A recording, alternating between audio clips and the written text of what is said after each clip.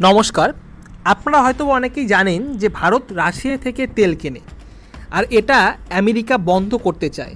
মার্কিন যুক্তরাষ্ট্র বা ডোনাল্ড ট্রাম্প মনে করেন যে ভারতের রাশিয়া থেকে তেল ক্রয় করা মার্কিন যুক্তরাষ্ট্রের ভৌগোলিক এবং রাজনৈতিক স্বার্থকে ব্যাহত করে।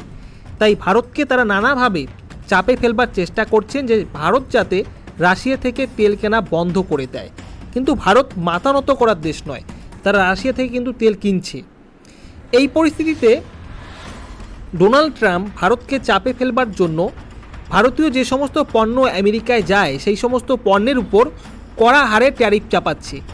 প্রথমে 25% ট্যারিফ চাপিয়েছে, তারপরে সেই ট্যারিফকে বাড়িয়ে 50% ট্যারিফ করেছে। আপনারা হয়তো বা অনেকেই শুনেছেন। তবে এর ফলেও কিন্তু ভারত রাশিয়া থেকে তেল কেনা বন্ধ করেনি। এখন ডোনাল্ড ট্রাম্প এটাও হুমকি দিচ্ছেন যে ভারতীয় পণ্যের উপর 100% ট্যারিফ চাপাবে।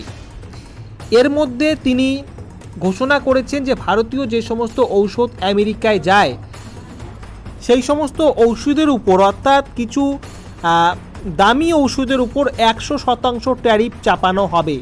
অর্থাৎ 50% ট্যারিফের পর এবার 100% ট্যারিফ চাপানোর ঘোষণা কিন্তু তিনি করে দিয়েছেন। অর্থাৎ ভারতীয় ঔষধ যেগুলো আমেরিকায় যায় সেই ঔষধের উপর।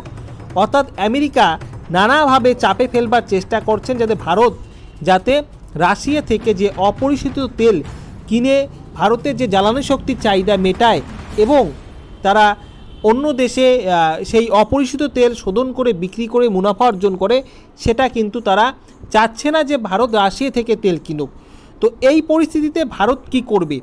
আমেরিকার চাপে তারা কি রাশিয়া থেকে তেল কেনা বন্ধ করে দিবে, নাকি আমেরিকার এই যে নানাভাবে তারা চাপে ফেলবার চেষ্টা করছে, তো ভারত এর পাল্টা জবাব দিবে কূটনৈতিক লড়াইয়ের মাধ্যমে?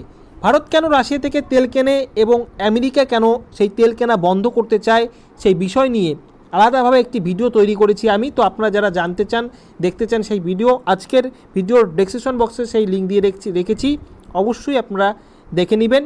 তবে আপনাদের কি মনে হয় যে আমেরিকা কেন বারবার ভারতকে রাশিয়া থেকে তেল কিনতে নিষেধ করছে? এতে আমেরিকার কী স্বার্থ রয়েছে, আমেরিকার আসল উদ্দেশ্য কী? অবশ্যই আপনারা কমেন্ট বক্সে কমেন্ট করে জানাবেন। ধন্যবাদ।